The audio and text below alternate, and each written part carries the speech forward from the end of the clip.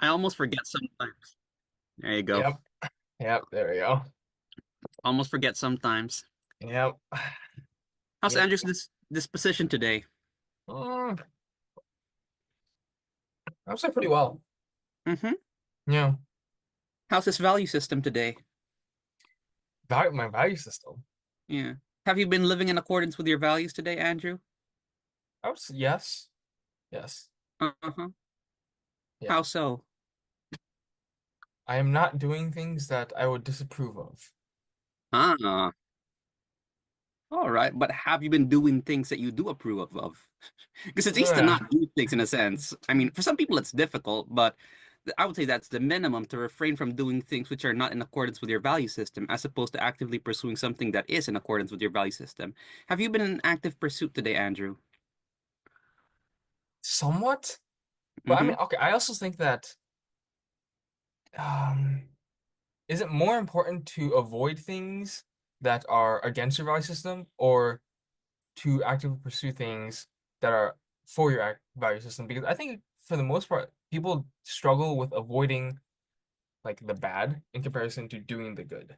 Mm-hmm. I would say that actually it is more important and easier to avoid that which is bad as opposed to doing actively pursuing that which is good. In a sense, like if we give a metaphor here, like alcohol, certainly it is easier to avoid alcohol yourself than, to go on a journey of curing alcoholism in yourself or in other people. So, of course, it's easier and, of course, more efficient and even better in a sense to go on the defensive. However, at the same time, if you already have conquered that particular front, then it seems to be obligated upon you to do more in a sense. Like Mm, if you already don't struggle with alcoholism, then there isn't an active journey of virtue that you're engaged in. You're just staying with the status quo. So then you become yeah. morally obligated to do more since you have the capacity to do more, doesn't it? Yeah. Yeah. And how Oh. successful have you been on that particular front, Andrew? Mm, it's not as well as I would like. Hmm. Do you Yeah. think virtue should be pursued every day or only on some days?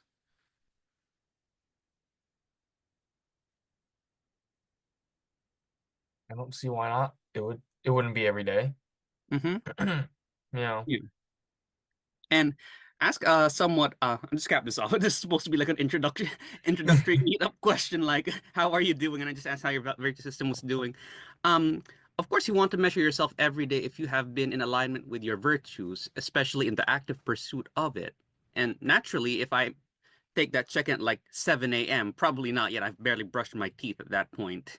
At what time during the day do you think we should test as to whether or not we have been living in accordance with our virtues? The question was, at what time should we test? Mm-hmm. Because you have to be virtuous every day, right? But if I Yeah. check in with myself at 7 a.m., that wouldn't be fair. I don't have enough time to pursue virtue yet. I've barely brushed my teeth. So, what time during the Yeah. day do you think I should check as to whether I have been in alignment with my virtues? Um, I am not sure. Hmm. Yeah. Not sure either. Anyway, save that thing for another time. We have another topic for today. Have you Mm. thought of any Japanese recommendations? Not really. Uh, I don't. that's okay. It's just that my family's in Japan right now, and they're asking me if I want any souvenirs. I don't have any in mind, particularly apart from tea. I guess maybe kimono, like maybe A kimono. clothing. Yeah, I was thinking of that too. Yeah. But otherwise, I have no idea. I also thought of a Shiba Inu, and I think we get the idea. So there you go. Yeah. Hmm. And one last thing before we get into it. Come on, Andrew. I don't know. Really? I I don't know. After like a whole week, you still are clueless? I think it's been two I weeks actually. I am I don't know, man. Do you think we should delay this any further, or would you like to find out what it is today? I'm fine with finding out today. Okay, so I'll just recap the clues. It is probably the most common decorative item in the whole world that even you use. You probably cannot buy it in any store. It's something that reflects light if it is of good quality, but it doesn't have light in itself, although in some anime it does. It doesn't depict animals, although it may depict one animal, but a part of it, and one particular form of vegetation. Still no clue? No. Okay, I'll open it up. You're gonna hit yourself in the face when you find out what this is. Oh boy. It's really easy. And I actually looked at the picture, it was actually showing part of it already, so uh, actually pretty long. I folded it and doesn't even fit on the camera that much, which shows that it's flexible. See? Mhm. And if you actually stared at the photo long enough, you would have seen what it was, because part of it was peeking out. Can you see it? Oh, wait, a wit. Okay. What is it? Would you call it a wig? I mean, It's hair. yes. Yeah. Does it all make sense now? Most common decorative item in the world. Can't buy it in a store. Kind of reflects light, but in a certain anime, it does produce light, which is Dragon Ball Z. Yeah. Although to be fair, I never watched Dragon Ball Z. Okay, but you know what it So, is, yeah. probably. So there you go. It's actually my own hair from some time ago. I used to have really long hair. Oh, Yeah, had it for about 10 years or so. So there you go. wow. A lot of people only know me with long hair, so they probably wouldn't recognize me right now. Mm. Mm. Yeah, there you go. Andrew lost. Yep. I don't think I would have gotten it either, hmm even with more time. Yeah, which is why Yep. I just surrendered it. There you go. Have you ever had Thank long hair, you. Andrew? Definitely not that long, but little, like somewhat. Uh-huh. Like just very just slightly. Just enough to have like a little, I guess, man bun. Like just a little tiny thing. Has it ever touched your shoulders? No. No. Uh, Way too short. Yep. Anyway, let's get into it. Fire away. Um, hmm. What shall we start with? What do you think of the notion of people, in a sense, determining their mood based off the weather? Hmm. So like right now over here it's basically raining the entire day. It's gonna rain tomorrow as well for us and also on Tuesday. Mm-hmm. So it's like it's just a couple of days of raining. And I think generally people tend to not like rain Mm-hmm. or they look at it, they view it um not favorably Mm-hmm. in comparison to some place where it's more like it has more sunshine. Mm-hmm. Yeah, I would say there are two answers to that, both of which are correct. One is yes, you should determine your mood based on the weather, and the second thing is no, you should not determine your mood based on the weather. Do you know Sonnet 116 by Shakespeare? No, I don't. Okay, I'll just recite a bit of it, and it talks about Hmm. the enduring nature of love, and it says, let me not to the marriage of true minds admit impediments. So when two minds come together, there should be no impediments. Love Hmm. is not love which alters when alteration finds or bends with the remover to remove. So love stays there, regardless of alteration, regardless of things being removed. Love is not love with alteration finds or bends with the remover to removes. And then the next part, he comes up with an analogy. It is an ever fixed mark which looks on tempests and is never shaken. It is the star to every wandering bark whose worth's unknown, although his height be taken. So, and it goes on for a while, but the essential thing that he's pointing out there is that he makes this analogy of love being like a star and the stars in the sky and it guides the ships and it's always going to be there to guide the ships no matter where the ships goes. It's not like the waves. Love is not like a wave where it goes left and it goes right and whatsoever, it keeps changing. No, love is like a star. It must stay there and it must be constant. And so to return to your question, should we determine our mood based on the weather? Certainly not in terms of virtue. Certain virtues that we have, such as love, faith, kindness, uh, a love of knowledge, and the truth, should be enduring. They should stay there regardless of external circumstances. And what that shows us actually is that not that we should ignore the cues from nature, but that there are certain aspects of nature which are enduring and some which are not. To put it slightly, my general answer is that yes, we should have our mood not in line with the weather, but in line with nature. And when you Hmm. take a look at nature, some parts of nature are changing, like the weather, but some parts of nature are not changing, like the stars, right? Yeah. So there's an aspect of us, particularly our value system, our love for people, which should be like the stars, which should be parts of nature which are enduring and which should stay there regardless of the weather. So there's a certain enduringness that should be there. Now, we go to the second part, which is kind of like the yes, which is we should change our mood depending on the weather. And in fact, it seems inevitable for us to change our mood depending on the weather. Like for instance, in terms of sleep, obviously we should be awake during the morning and asleep during night. And Hmm. if you don't do that, it just doesn't work from a biological perspective. There are drawbacks to that. And then Yeah. another incarnation of that is that it simply is more practical. You take a look like people in the olden days, they hunt during the spring and the summer and the fall and winter. Obviously, it's too cold outside. You're literally going to kill yourself if you go Hmm. hunting in the winter.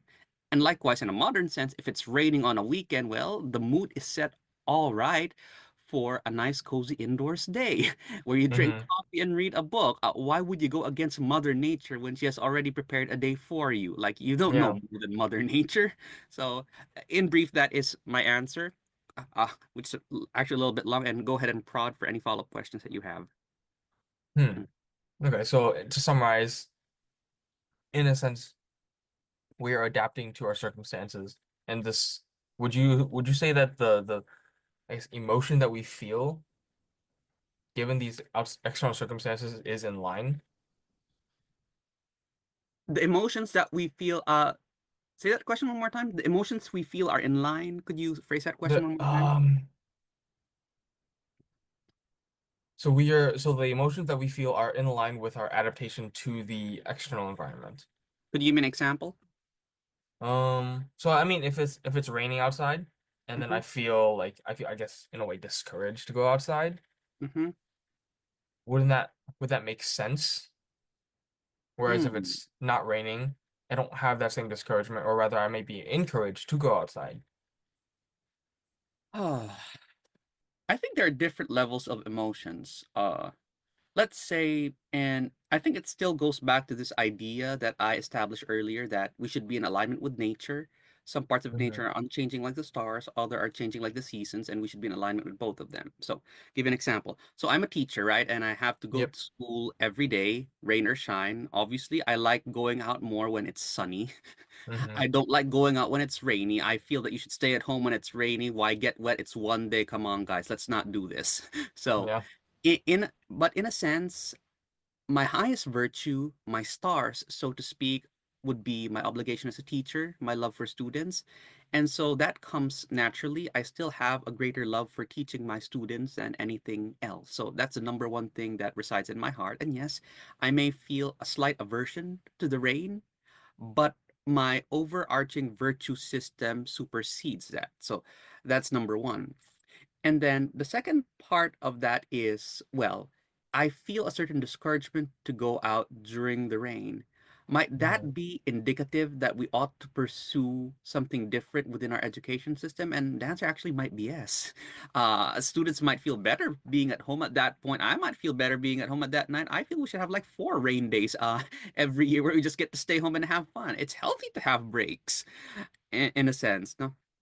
And a third part of that obviously is that should I allow my superficial emotions to take my decisions for the day? No, I shouldn't. Even if it's raining, I should still go outside because my virtue system dictates that I go outside. And then a fourth aspect of that is that you feel certain emotions, and so long as those emotions do not contradict your virtue system, you should be allowed to feel them. Like, for instance, it's a weekend, it's raining, I don't feel like going out, I feel like sleeping in. Is there any virtue consequence to doing that? Obviously none. So, it would be perfectly fine to do it in that sense. Mm, Mhm. So yeah. it feels like, to sum it up, it goes down a lot to virtue. Virtue should be the primary determinant of your emotions. Uh, the seasons around you may indicate something important that requires a change in your surroundings, but virtue should still triumph. And if there is no virtue consequence, and you should be allowed to pursue whatever it is you want to pursue. Hmm. Going back to the comment about maybe we should be changing our education system based off of external circumstances. How would this work? It will be a big project, one that is not necessarily practical, and one that probably would not come to fruition. Well, and there are many layers to it, but just to stick with a simple example, let's say rainy days, and let's say that it's logical for students to stay home at rainy days. Obviously, you can't have students be home alone during rainy days with no one to supervise them. Maybe if they're in high school, yes. Middle school, definitely not. And the consequence there would be, if we begin that it's logical for students to stay home during rainy days, someone must take care of them. And so the answer to that would be the community, in a sense. So in order for that thing to even work to begin with, there has to be a very strong community structure in America or even the world, which I don't think is necessarily there. No, we don't Hmm. even trust our neighbors at this point. There are serial killers, there are school shootings, and so on and so forth. So it doesn't seem practical. But if we lived in a more ideal world, then there would be the school, the family, the community. And if the school decided that it would not be in alignment with the seasons to have school on this particular day, the students would be not necessarily home alone, but in the community pursuing something else that might be worthwhile within the community. Like, Hmm. helping the elders of the community weave baskets, for instance, which actually could be something beneficial. It might be a good Yeah. time to stay home with the grandmas and learn the traditional wisdom. So that's another aspect of education, which further creates continuity in terms of the culture and so forth. I mean, if you take a look at the education system, it focuses a lot on functional knowledge, not so Hmm. much on culture. So that Yeah. if I'm someone who is a student, I would be learning the ways of so-called objective knowledge. A lot of people are actually losing touch with education at the cultural level of their world. They don't know the dances of their community. They don't know the traditional arts of the community. They don't know the stories of their grandparents. Some people don't even know the language of their grandparents. Like, for instance, in the Philippines, the lingua franca is Filipino or Tagalog, but Hmm. each region has their own regional language. So, like for me, I know Pangasinan. Some kids don't even know how to speak Pangasinan anymore, especially if they live in the more urban regions. So, there's Hmm. an aspect of cultural knowledge that is being lost through the modern education system. And, you know, if we're connecting that with the idea of like seasonality, which we're talking about, when it's rainy, that may actually be the proper time to stay at home and to learn more about your culture. So it provides a natural schedule or blueprint, so to speak, so that we are nourishing both channels of knowledge in the child. Hmm. Yeah. I mean, very, just extremely complex. And do you see more of that in different cultures, or is there a possibility for it in different cultures compared to, I guess, the Western one right now? See more of what? See more of like the, I guess, integration of family, community, and school. Hmm. I think it might exist in some places. At the same time, I feel that industrialization and globalization are powerful forces. Hmm. It's kind of like asking, do we have the workplace as we did many, many years ago, where it was like communal, it was polychronic, like you hunted and you gathered, you went out at sunrise, went back at Yeah. sunset, no harsh deadlines, Hmm. no need to think about the bills every day, you just hunt and you gather. And like the answer for most cultures is like no. Everybody does the 9 to 5 work week, maybe even more. Everybody does the deadlines. Everybody uses Zoom because it is the Yeah. most quote unquote efficient way of living life. And so naturally, that would translate onto the lower systems, which is education, because education is preparation for the workforce. And so you would orient that in a similar way where it's like, okay, deadlines at school 5 days a week. Everything is very segmented in a very industrialized kind of way, kind of like a factory line. Mhm. And everyone is leaning towards that factory line mentality for the most part. The only part where you don't have that is, during times of leisure, but as a dominant model of life, it is accepted as normal. No? Yeah, and I would argue that having such an industrialized factory line model is becoming number one. It's becoming more and more universal and accepted as the norm, regardless of local practices. And then two, it probably is, I'm not sure if it is, but it probably is something that goes against the fostering of the community and of traditional knowledge because it simply kind of doesn't fit within that. Something when you Mm, build kind of like a community and things of that sort, it's something that's more organic as opposed to something that's more industrialized. So that's what I think. yeah.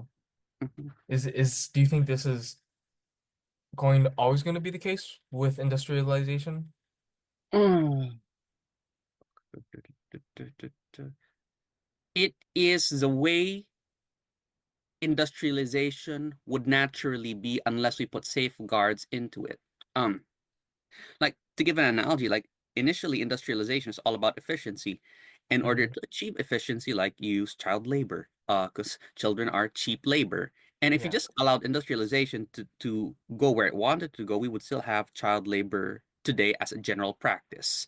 But we decided not to. We decided, okay, industrialization is good. We're deliberately going to draw the line here and allow you not to do this.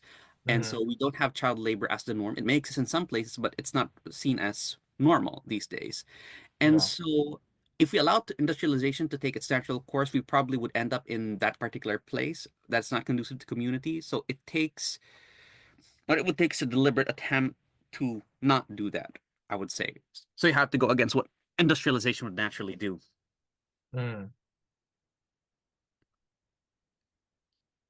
Hmm. Do you think there is a way to do it in an industrialized relation, or is that just not possible?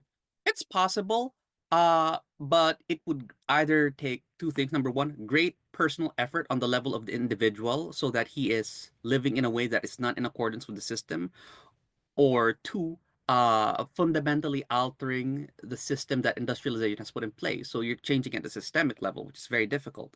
To give you another analogy for industrialization, you can take a look at the dating scene. Have you ever been on those Mhm. dating apps? Yep. Yeah, it's very industrialized, commoditized, and very objectifying. Yep. It's not like you're able to, show your virtues and your value system there. You can put it, no one's gonna look. Yeah. Even Yeah, even for me, I'm a person who looks at virtue. The first thing I take a look at is the picture because that's what's there. And like, okay, cute, cute, not cute, not cute, cute. And like, I don't even examine the soul. It has been built in such a way that we are to commoditize the other. We are going to treat the other person as object. We pick the prettiest one there is. And Hmm. if we ask, is it possible to go against that? Yes, it's possible to go against that and look solely on the basis of virtue. But even in that circumstance, I find someone who is of a similar virtue, similar compatibility. That's you, Andrew. Uh, and we think of marrying each other, and we're still hesitant to do it, right? Yeah. See? So it shows that it's so difficult to go against a system which has already been put in place. And then the second option, so that's on the individual level. If I go for the more systemic level, so I would eradicate dating apps or create my own dating app that focuses on virtue. Like like that's gonna take off. So it is inherently difficult, Andrew, I would say. What do you do if you are an individual who, let's say, values virtue in an industrialized age where dating and romance has become commoditized? If we live in a culture where dating and romance has been commoditized and we know that's not the right way, what do? You Yeah. find out the alternative way and then in the words of Nike, you just do it. So Hmm. yeah, you find Yeah. someone, for instance, who's in alignment with your virtues, who is compatible with you, and then you just say yes to the process and say, this is what I'm going to do, which is easier said than done. So, to draw an alternative analogy, like spending, for instance, if it is the norm to amass massive credit card debt, and that's seen as normal in the commercials and so forth. Everybody's doing it. You just realize that that's not what you're supposed to do. You come up with a budget, an investing plan, and you follow it and you just do it. And you may think about the emotions that proceed from that. It may seem unnatural, but it always is unnatural when you go against the norm. So it's not really a Mhm. question of what's right and what's wrong. It's a question of doing what should be done. And when something that should be done is going against what the dominant culture is telling you to do, of course, there can be feelings of unease, and there's not quite much you can do about that. Yeah. Mhm. Hmm. Well, speaking of dating and romance, I mean, in our previous discussion, we already talked about attraction, how Yes. unworthwhile it is. And I actually came across some of your shorts on YouTube, and you were talking so much about how logic is important in a relationship, how feelings can die somewhere along the way. And have your feelings on marriage changed, Andrew? Um, Not particularly. Mm-hmm. I mean, after our following discussion with about Mm-hmm. just physical attraction, I mean, in the terms of a long-term relationship and marriage, I like agree with that. It is basically not important, although viscerally to me it's I want to reject that notion, but like I know I kind of like my mind knows it, but my heart doesn't want to accept it, kind of type of thing. Mm-hmm. Um, I get where you're coming, and so I'll ask a question because we're more on the practical application now. We already know that the whole romance model is flawed, and mhm. that in all likelihood it's pushing us to marry each other, even if both of us don't want to do that necessarily on the deep Ah, level. And so the question is, when you are faced with something that you know is right and necessary, but you don't want to do it, what should you do? So, for example, let's say you need to have a really deep discussion with your parents about a problem that's happening in the family, but you're mhm. really nervous, your heart's pounding because you know it might come across as disrespectful, but you know deep in your heart that it's something that would really benefit the family. What would you do in that case where you need to do something but you don't feel prepared to do it emotionally? I don't really think you can there's any amount of logic you could use to really convince yourself. Mm-hmm, I think instead you need to, in a sense, suspend your thoughts, your emotions, and your logic instead. mm-hmm, Yes, like suspend belief and just kind of, I mean, I guess maybe not belief because I think you'd still need like the deeper belief that this is a beneficial thing, mm-hmm. but rather suspend all the resistance instead. So, in a sense, like with that example of having to have a very difficult conversation with your parents, it's like there's a part of your brain that you want to deactivate in that moment, and let another part of your brain take over, which is kind of like the more logical part of it, so that you're able to have the conversation which you know is deeply necessary. Is that correct? Yeah. Hmm. And I suppose the follow-up question there is obviously there's a part of your brain which is kind of like the gut part of it, which is saying no, don't have that conversation. That's dangerous. Mhm. You're gonna cause something that's really, really bad that's about to happen if you continue with that. And obviously that's a lie because it goes against logic. How do you know that that part of your brain is lying when it's sending such a strong signal to you not to do something? How do you ignore it?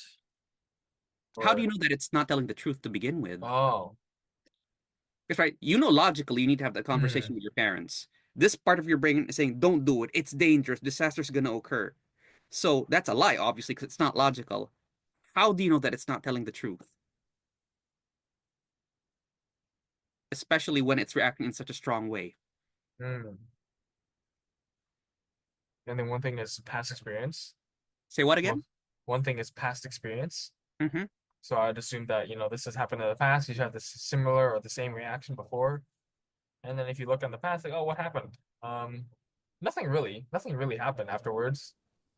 So I Mm. mean, you kind of realize that's a lie, but if let's say you don't have that experience, I guess if you were to suspend your emotions and just think it through the most logically, what is the most realistic um response to my action from this other person?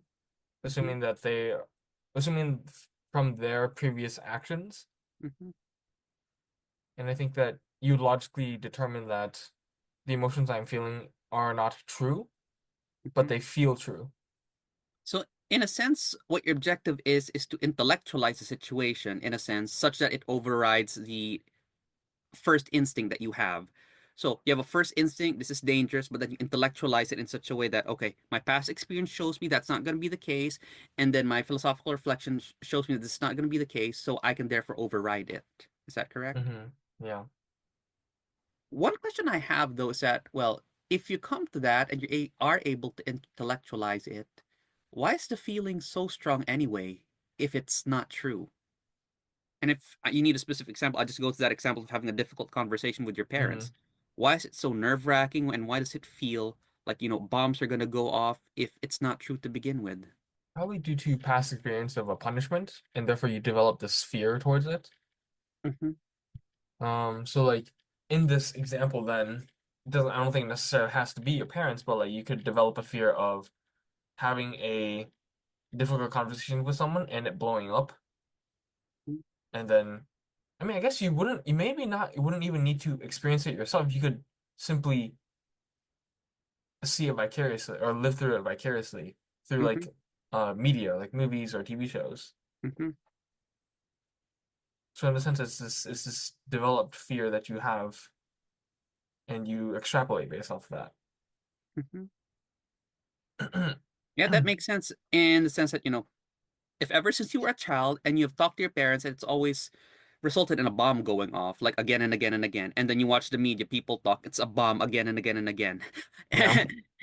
Obviously, you're gonna form a pattern, simple classical conditioning. Oh, when I do this particular action, a bomb's gonna go off. So it becomes Yeah. incredibly logical, even if that isn't the necessary correlation between the two things. hmm So here's the question now. How do you undo like years and years of conditioning that such a thing results in a bomb when it doesn't necessarily do? So how do you undo it? Is that Yeah, right? yeah, because like you've been Uh, conditioned for so many years to think that conversation leads to a bomb, and now you have to have that conversation with all those emotions. So how do you undo it? Like one approach obviously is just jump in the moment and say, okay, we're gonna do this regardless of how we're feeling. But then there's the second thing too, which that through the everyday life that I have right now, I already know that there's this wrong notion that's planted inside my head. How do I mhm. start undoing that every day so that the next time I have a conversation, the feelings aren't necessarily as strong? Have difficult conversations of lesser intensity, but of or like have conversations of lesser intensity, but of similar nature. So most likely, like it'd have to be difficult in some way, and then I guess following just exposure therapy and how that tends to go, you just start small and then you gradually get accustomed to having semi-difficult conversations, and then you build up from there. Mm-hmm. My counterpoint from that is that that may not be specific enough. So like if I have semi-difficult conversations with my friends, that's really different, I think, in comparison to your family, because your family is I would say like much closer ties. Mm-hmm. It's you can't like readily separate yourself from them, at least when you're younger. Mm-hmm. In that instance, I would then say having semi-difficult conversations with the same person that you want to have that eventual difficult conversation with, and then slowly building up from there. Mm-hmm. So it's like it's either changing the scenario or changing the person. Uh-huh.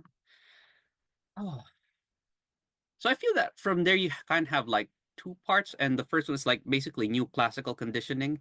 Since you've been conditioned every day through your life to think that you have to start a set of patterns again and again and simply relearn that. So you have to associate the act of conversation with something that is not explosive, so that you're able to trick your mind into thinking something else, right? hmm And then there's the second level here, which is the sort of incrementality of it. that you have to do it little by little, kind of like resistance training, I think it is, or like gym training. Like if you've never lifted a weight in your life and then you want to go for the 500 pound barbell and do a press or whatever it is, like your body's not going to be able to handle it, obviously.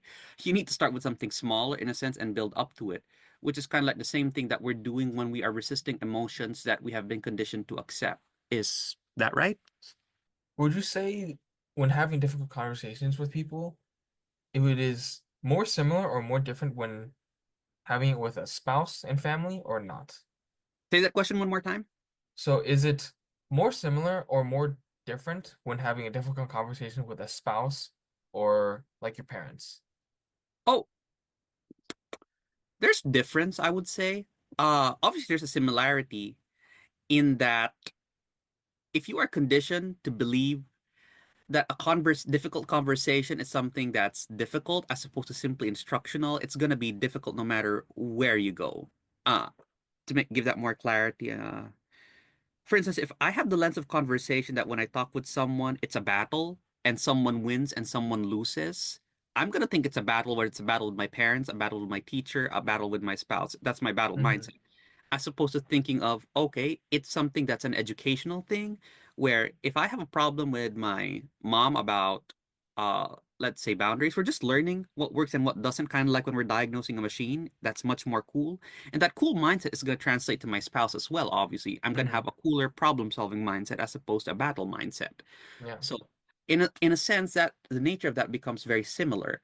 And then of course it's different in certain regards, like the assignment of power is different and then the narrative is different. So obviously when I'm talking with my parents, power structure is very different. My parents are in a superior place. Excuse me, at least that's what we all believe. Whereas I'm talking with my spouse, there is a more equal dynamic in that regard, no? So I would treat those conversations very differently, I would say. Mm,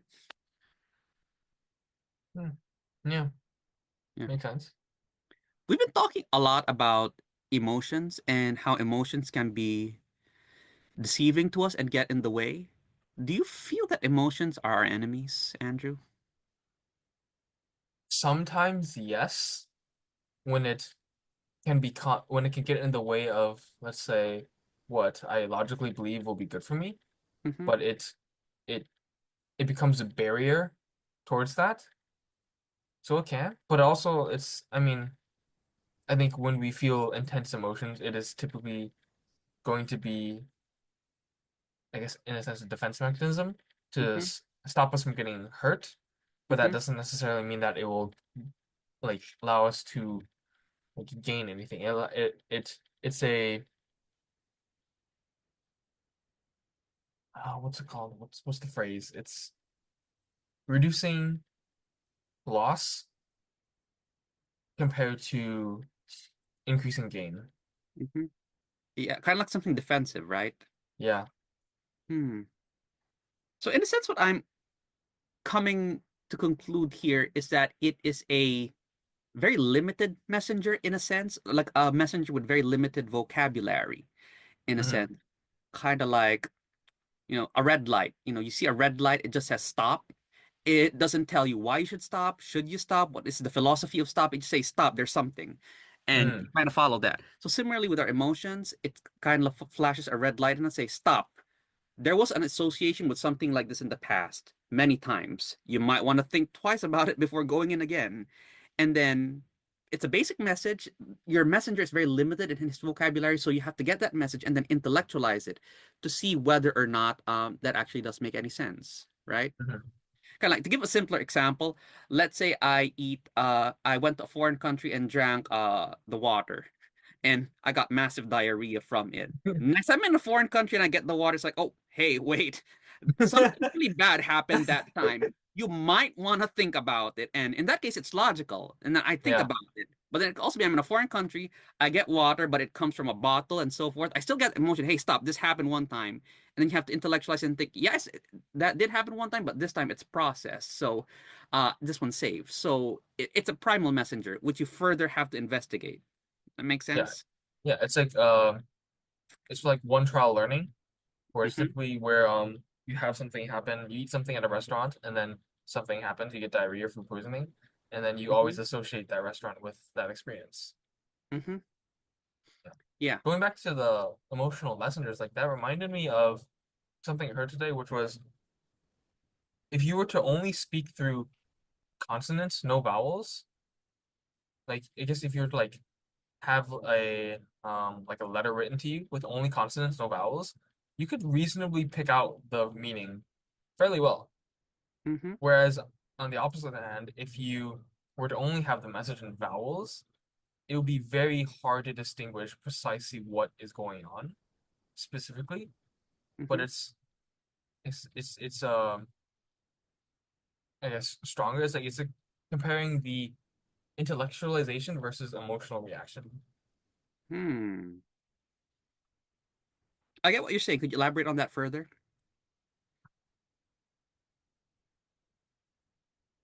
So like if I were to speak with you, although I don't think I really could, with Mm-hmm. only vowels, it's much more immediate, it's much more intense, Mm-hmm. and in a way more emotional. How emotions are, they are not really specific. They are intense. They are drawing, Mm-hmm. cognitive, like eye drawing, but not to the eyes, like to yourself. Mm-hmm. Whereas the logical, the intellectual is more specific. Mm-hmm. Um, and that I think would better fit the consonants. Yeah, yeah, that makes sense. It's like emotions are like vowels in that they are primal in sense, they are intense, they can be heard, they are loud, but the sense of it doesn't have a lot of sensibility to it, shall we say, which we can be found in consonants. That makes Yeah, sense? yeah. Huh. One emotion I'm thinking about is anger or rage. And we know that emotions have functions, that they're very limited messengers. Yeah. What function do you think rage serves? I mean, I think that rage suppresses all the other emotions that we feel, and I think that there are certainly circumstances where that is useful, such as I don't want to really feel, I guess, guilty when I'm defending myself against an attacker. Mm-hmm. Rather, I want to focus on subduing my attacker, and then once that is done, then I can start, I guess, feeling less angry or less rageful. Mm-hmm. But in the moment, I don't think it'd be very useful to feel guilty or sad when I'm getting attacked. Mm-hmm. So in a sense, anger is there to destroy a threat. Yes. So it is that makes sense because anger is kind of like destructive in nature. So when we're angry, we want to throw things against the wall. So that's an act of destruction. We may want to shout to destroy something and so forth. My question is, if you are angry with a friend or a spouse, there is anger, and anger seeks to destroy. Does this mean that we are supposed to destroy our spouse or our friend? I'm sure it might feel like that in the moment. Mm-hmm. Um, I don't, I would not agree with that because I mean, so like you can have this rageful response to any perceived threat. So it doesn't need to be real, Mm-hmm. right? So if someone comes off or makes you feel threatened, then I would say you'd have a greater tendency to feel rage or anger in response. But no, I would not agree that you should destroy the source of your threat all the time or perceived threat. Uh-huh. Yeah. So we shouldn't destroy our loved ones in a moment of anger, obviously, but our anger is leading us to destroy something. Is there something that we should actually be destroying, if not our loved ones, in a moment of anger? Or to put it simply, is there a legitimate object of destruction in that point, even if it doesn't have to be your loved one? If I am threatened because of someone due to an intellectual debate, Mhm. what is there to destroy? Because we are talking about ideas and nothing physical. Mhm. Unless I were to say I want to destroy the idea, but I don't think that's really possible. Mhm. Hmm. I guess where this is coming from is the idea that emotions are limited but still represent something legitimate. Like if we go back to the water example, like water in a foreign Mm, country, um, there is fear, and that fear is legitimately directed towards disease. So we are afraid of disease. We shouldn't be afraid of water. We shouldn't be afraid of a foreign country, obviously. Which we might actually do. Some people might be afraid of visiting a foreign country, afraid of water and so forth, which are not rational fears. But we understand there's something rational behind it that we actually should be afraid of, which is disease or diarrhea. Similarly, in anger, we may project anger towards a person and want to destroy that person, but there's something legitimate which we should be angry about and that we should destroy. What is that thing which we should be legitimately destroying?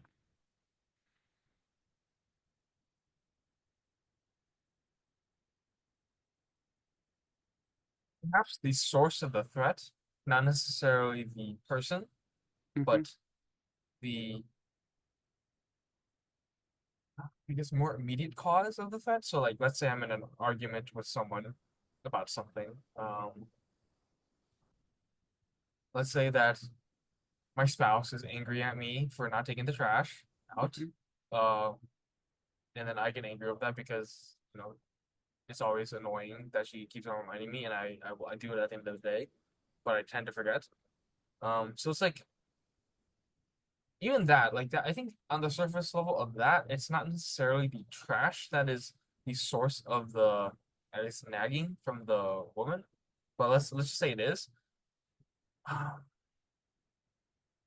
I mean, in that sense, I would argue that what needs to be destroyed is, hmm,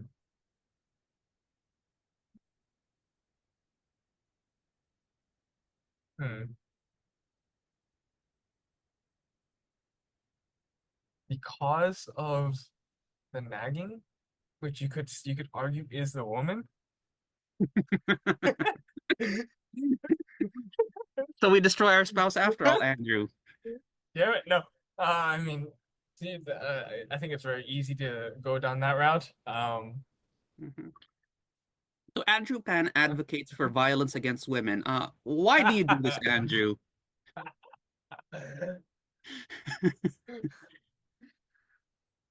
Not again. Hey, we finally got to the point in our friendship where we're accusing each other of sexism and racism. Hey, I'm a true Californian.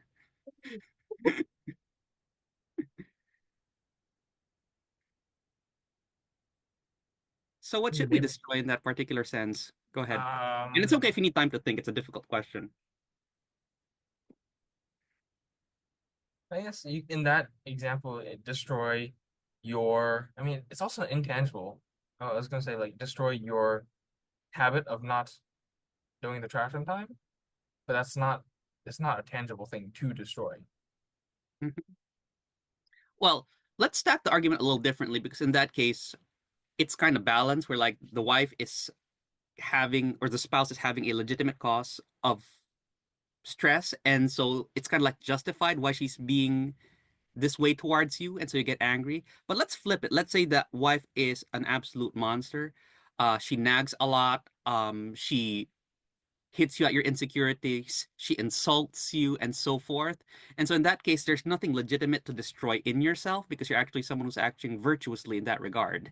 Hmm. So in that case, what is that which we should seek to destroy that our anger is indicating us to?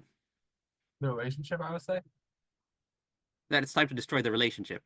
Yeah, Huh. Then you wouldn't have a wife then. true. But you also wouldn't have this monster Yeah. either. Hmm. So I suppose the question is, when you are in a relationship and you are experiencing anger, and after a careful examination, you discover that you have little to no fault in that, does that inevitably lead you to the conclusion of terminating a relationship?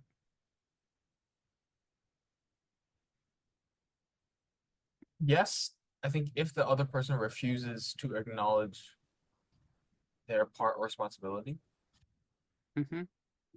I mean, I think that's if that happens, you build up resentment towards that person, Hmm. and I mean, resentment to me just does not sound very good to any Hmm. relationship. I think that it will always lead to destruction of said relationship.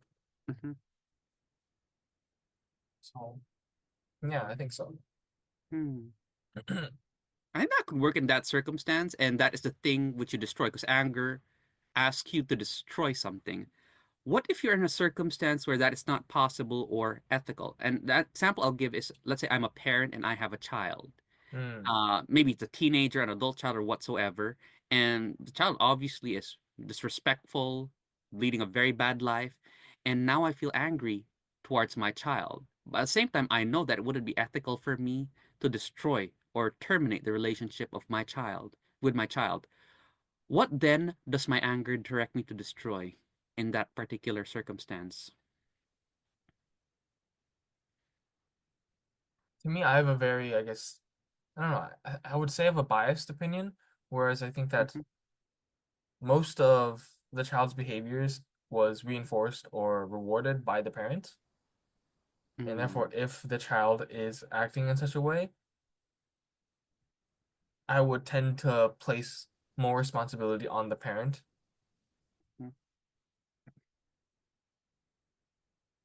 So therefore, I would argue that what needs to be destroyed is the reinforcing behaviors that the parent is doing that is causing such behaviors in the child.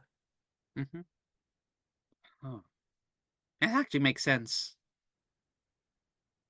Oh. I have a follow-up question to that. And again, I'm going to go back to the analogy of fear. Um, so fear is an easier emotion to take a look at. So let's say go back to that water example. I know I should fear disease. I shouldn't fear the water in itself, because you'll die if you don't drink water. I shouldn't Mm. fear a foreign country, obviously, and so forth. So I know that I have the correct object of fear. When we go to anger, on the other hand, and I select the object of destruction that I want to destroy, how can I be sure that I'm destroying the right thing and not the wrong thing? I think a good way to think about it is extrapolating it. So, like, let's say if I imagine not destroying that thing and looking further ahead in the future, 5 years down the line, how would I see my life? Whereas if I were to destroy that thing, how would it look like? And let's take the example of the monstrous wife. If I destroy the relationship with her, what would that look like? So I won't have a wife, I won't be married anymore. But I also won't have her basically denigrating myself constantly. Hmm. On the other hand, if I don't destroy the relationship, I'll still have a wife, but she'll also keep denigrating me. So I guess it's a I don't know, it's a hard question. I think you have to weigh the scales of both options and what's more, I guess, in terms, I guess, valuable to you. Do Hmm. you want to have a wife that denigrates you or not have a wife that doesn't do that? Hmm. So, in a sense, what you're doing is you are trying to figure out the best thing to destroy, or the thing which you can destroy with the least negative consequence possible. Yeah, Hmm. yeah. Yeah, that makes sense. I'm gonna go to a slightly different question, still on the wife. Let's say we are living with a monstrous wife or a monstrous husband, doesn't matter which gender, so a Mm-hmm. monstrous spouse. Um, and my anger would suggest me to destroy something, and I could destroy or terminate the relationship. Let's say I don't want to terminate the relationship and I don't want to kill my spouse either. Is there something else which I can destroy in order to resolve my anger? Maybe the behaviors. Maybe, I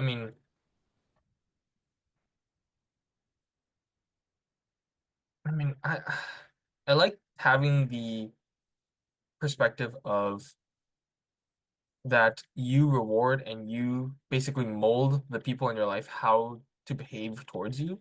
Hmm. And so in towards that sense, you could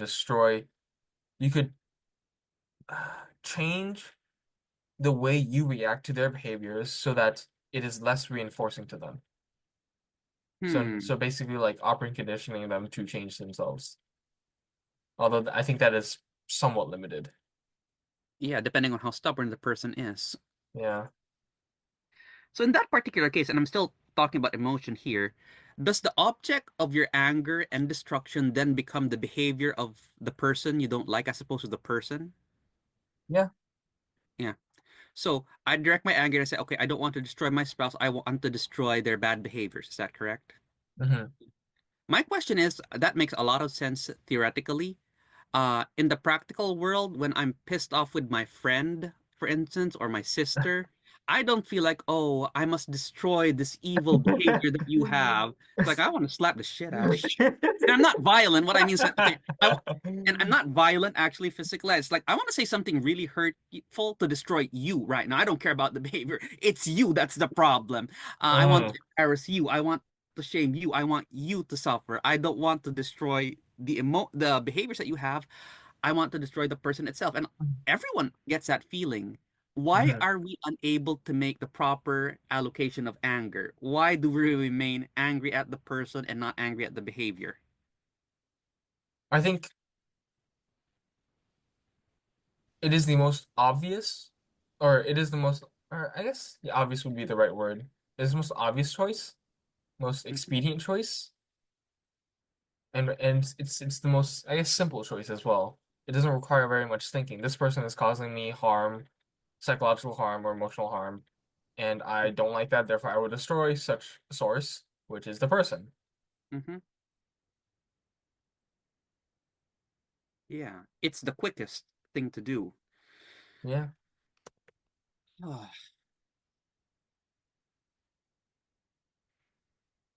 There is,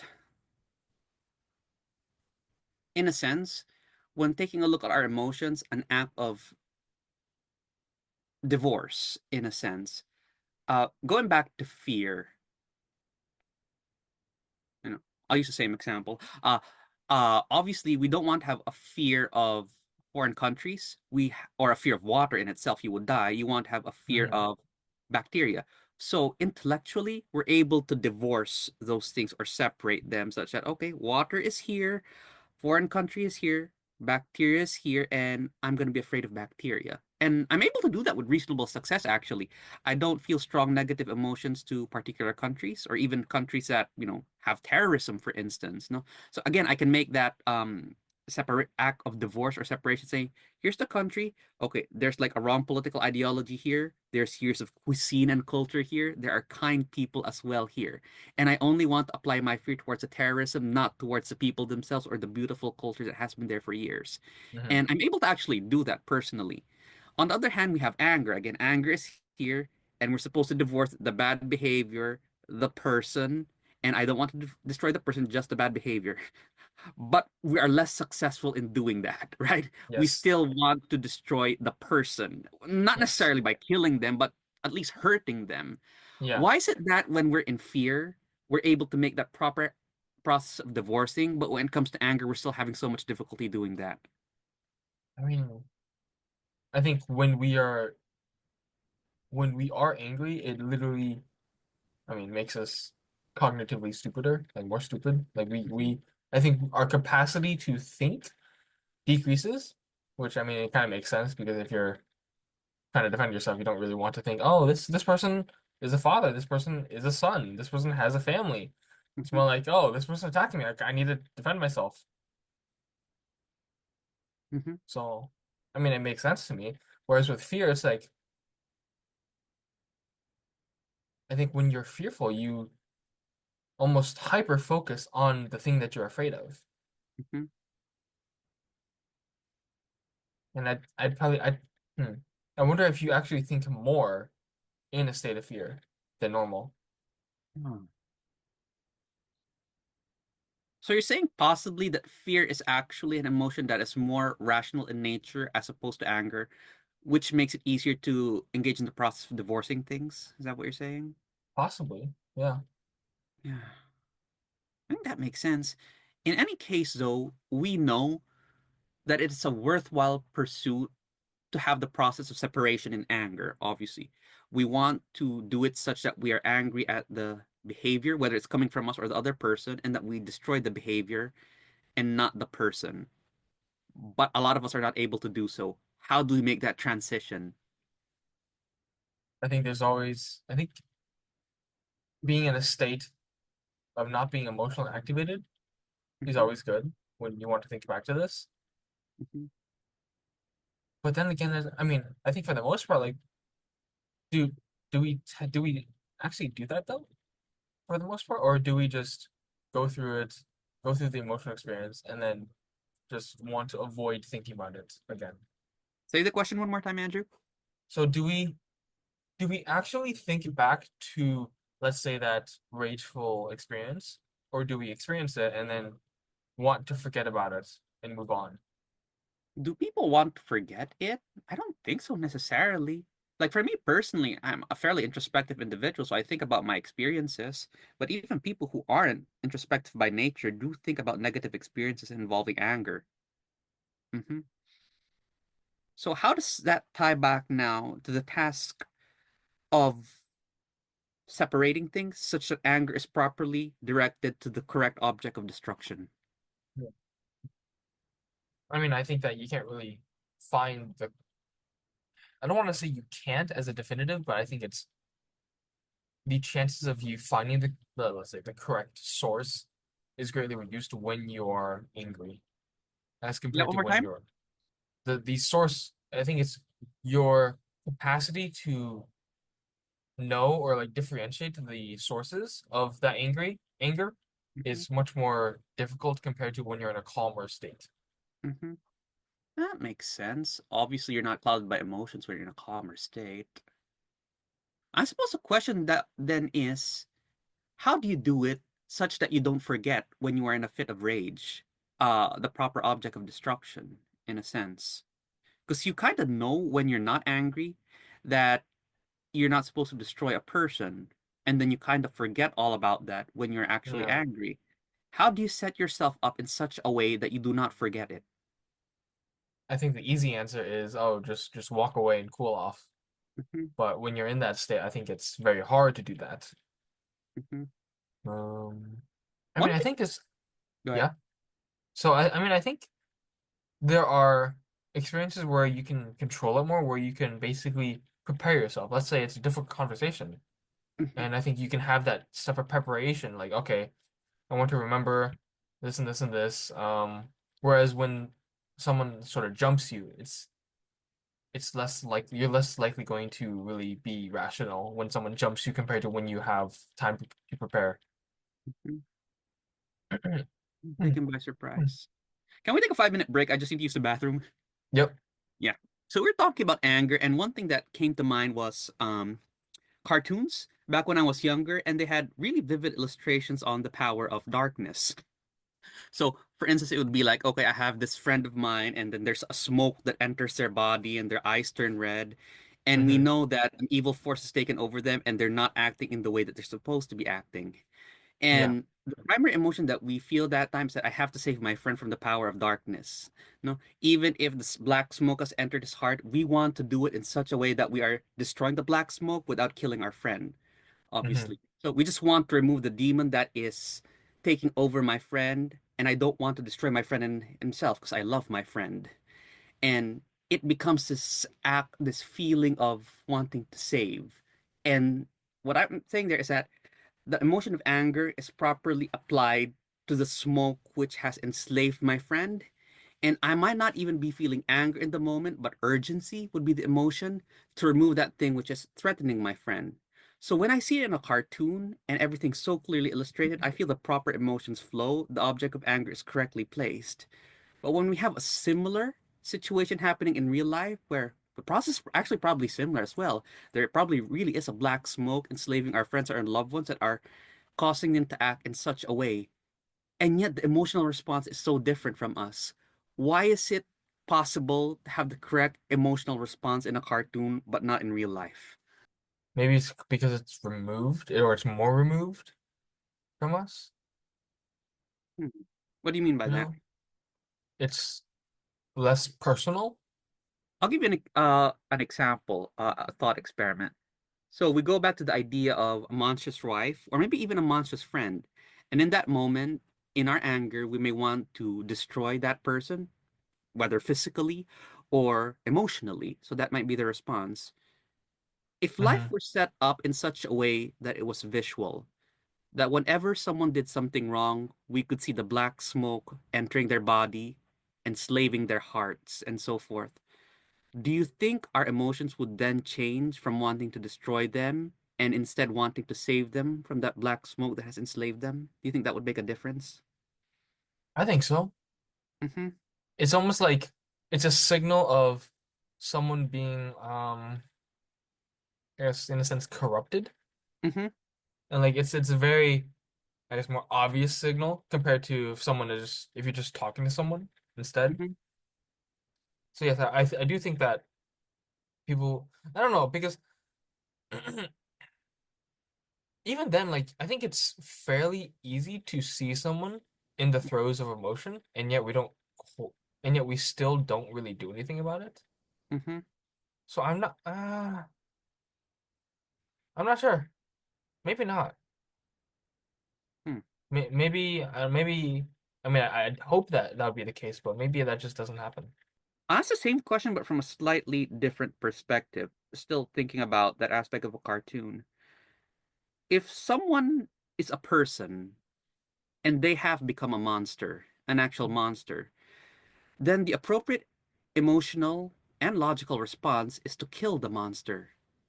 However, if you have a person and he has been enslaved by a monster, such that the smoke has entered the body and has controlled the heart and so forth, the correct response is to destroy the smoke and save the person from the monster which is enslaving them.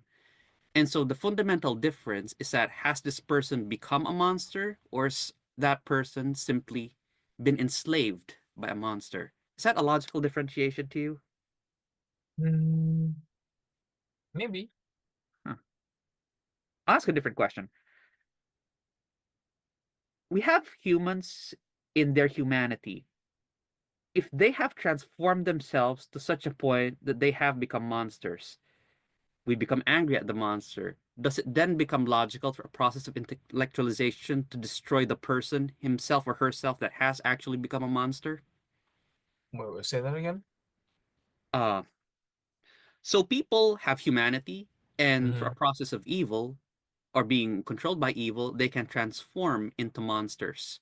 When the transformation is so far gone that they have become monsters, does it then become logical to destroy them? I guess if there's no hope of bringing them back, Hmm. perhaps, yeah. When do you know that the process of so-called monsterization or transformation of human into monster has become complete? I'm not sure. Hmm. I guess because in my mind, it's almost like I feel like you can always turn back, but is that really true though? Hmm. I'm not sure. I'll move away from that question a little bit. Ask a slightly different question. We talk about anger, we talk about destruction, and the opposite of destruction is creation. Mhm. Creation or creativity is celebrated, so it's a virtue. You create things, right? So we think about the arts, the sciences, and so forth. You're creative, whereas destructive is seen as something negative. Do you think it is fair for creativity to be celebrated, whereas destruction not to be celebrated? No, I don't think so. Because I think that it's much easier to destroy than to create, right? Hmm. Just like any building, because it's like entropy versus order. Hmm. The universe tends towards entropy, and we live in I guess, in a bubble of order within a greater source of chaos. Hmm. And I think that anything that requires ordering is much harder than returning back to chaos. It's like reversing the natural tendencies Hmm. of things. Hmm. Do you say that destruction is reversing the natural tendency of things? Creating. Creating is. Therefore, what relationship or what place in society should we have towards destruction? I think generally negative, but also viewing it as sometimes necessary. Mm-hmm.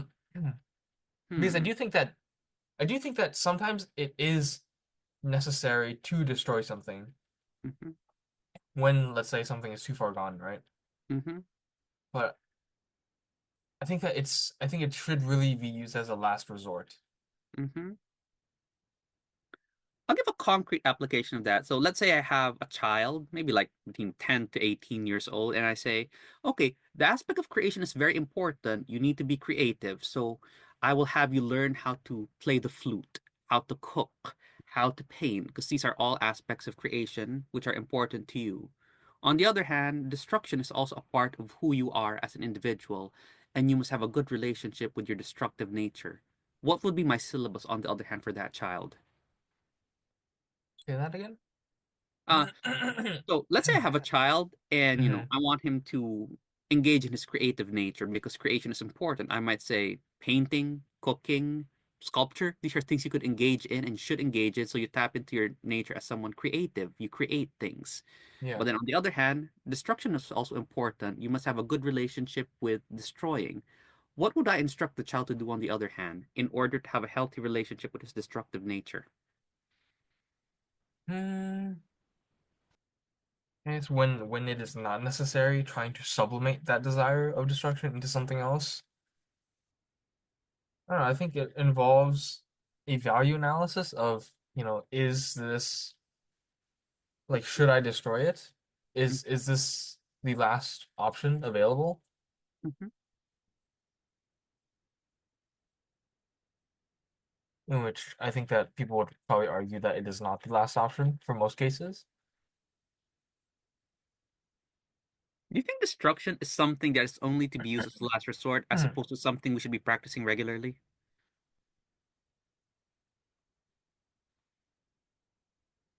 Are those necessarily mutually exclusive? Because I don't think so. Hmm. I think you can say there are things that you should be destroying as a last resort, yes. And the question then becomes, are there things that you should be destroying on a regular basis? Yeah. Which are? I mean, you could say bad habits Hmm. that you don't want to continue, that you do want to destroy. Um,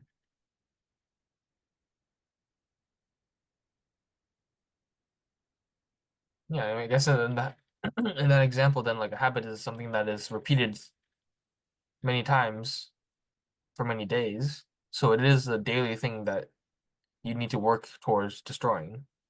Hmm. Yeah, makes sense. Anything else you got for me? I mean, not particularly. Mhm. Went through went through like a what's we went through a gauntlet of ideas or just discussions. Mhm. Yeah. You said when we went to the gauntlet of ideas, and this discussion. Oh no, I was just stating that we went through a gauntlet of Oh, just multiple many things. summarize what we've discussed so far. Oh, what did we start off with? What did we start off with? We started off with seasons, I think it was. Yes, with the rain. Yes, yes, I remember. Hmm. And then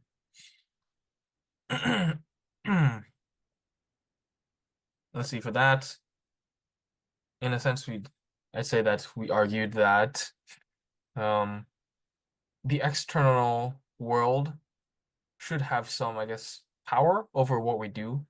Hmm.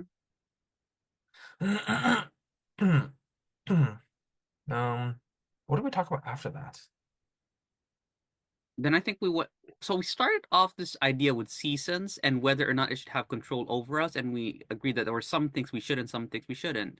Then we went Yes. to school as an extension of Yes. that seasonality, which led into a discussion of the importance of community, perhaps in changing the natural rhythms of the school, which then led to a discussion of industrialization, did it not? Yes. And if industrialization in itself create like changes the structures where that is no longer possible. Hmm. And then we found a particular problem in the idea of romance, where industrialization through dating apps may have brought it to a place that's unhealthy. Obviously, through dating apps, you have commoditized the other person, and then somehow we end up with the idea of emotions and anger, which is where we are right now. Yeah. Mm-hmm, And then yeah, we just yeah, emotions and anger spent had a lot of time on that one. mm-hmm, yeah. Do you want to Yeah. close here? Or do you want to do another subsection?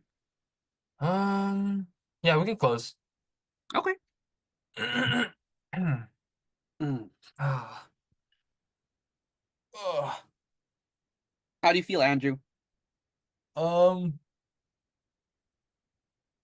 definitely not as worn out as last time. What was different about last time? I think last time was very much trying to defend the concept. Which was undefendable? Yes. Mm-hmm, I guess, I mean, okay. It's undefendable when it comes to a long-term relationship, I think. mm-hmm.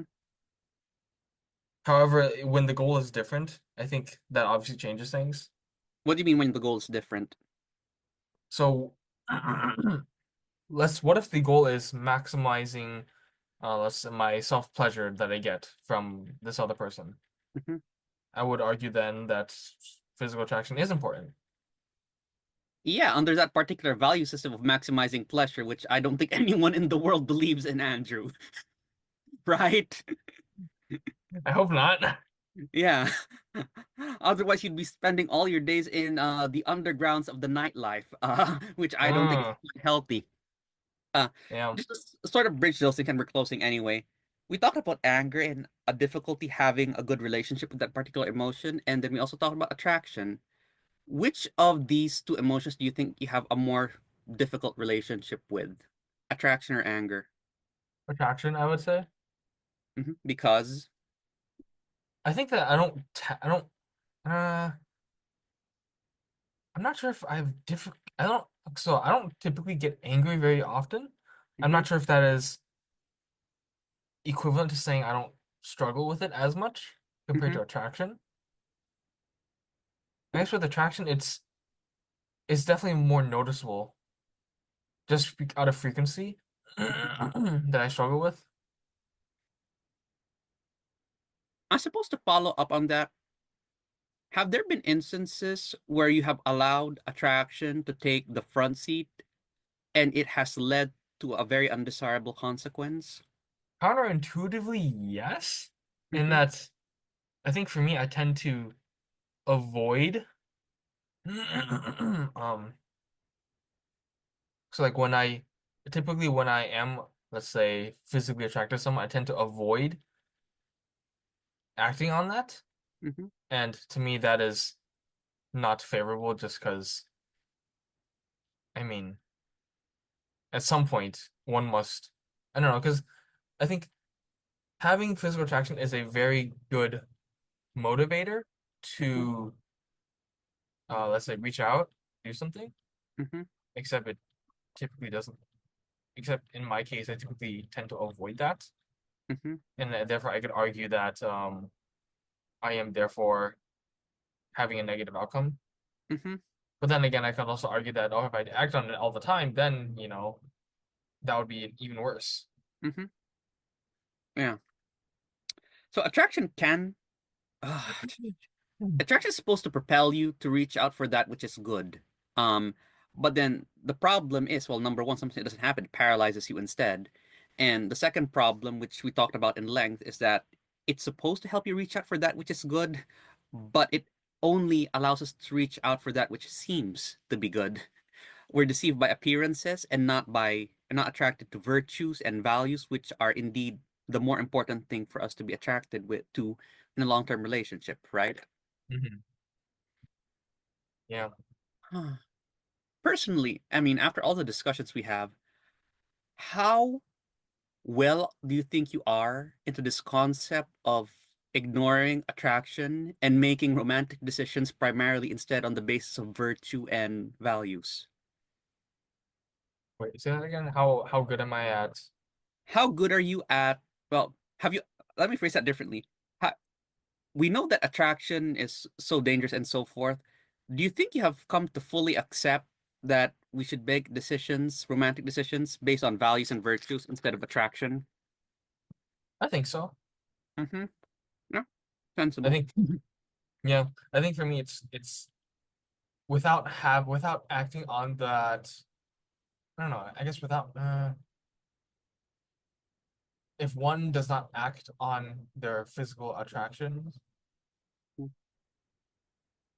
at all, then it's almost like you are not using a free resource. Mm-hmm. It's like your body or your mind gives you this desire to do something, but then you refuse to do it, and then it's like, well, why did I give you that thing in the first place if you're not going to use it? Yeah, just need to Do you want the decompress it. Go ahead. yeah? Do you want the recording at all?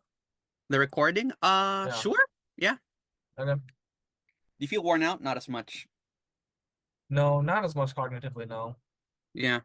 Mm-hmm. Yeah. Yeah. Just give me a minute. Just need to decompress a little bit. Mhm. And what time is it over there? It's like 7 p.m. Yeah. It's just like 7:30. Uh-huh. Heading to bed in a second. Soon. Yes. Soon. Oh, by the way, I've been meaning to ask. Hmm. When selecting for subjects, are there any subjects that are controversial that you might want to avoid? No, I don't care. Okay. On the I other, go ahead. I mean, it really does not matter to me what we talk about. I have no Mhm. like, I guess, um, affliction or like, I don't know. I personally just don't really care. Mhm. Yeah. On the other hand, are there any subjects which are controversial, which you feel ought to have more discussion, which are usually not discussed? Hmm. I'm not sure. Hmm. Nothing comes to mind right now. Eh. Yeah. Is there anything for you? Not really. Just doing a quick check-in. Quick Hmm. check-in over there. Yeah. Yep. Yeah, I think that's it. Yeah. All right.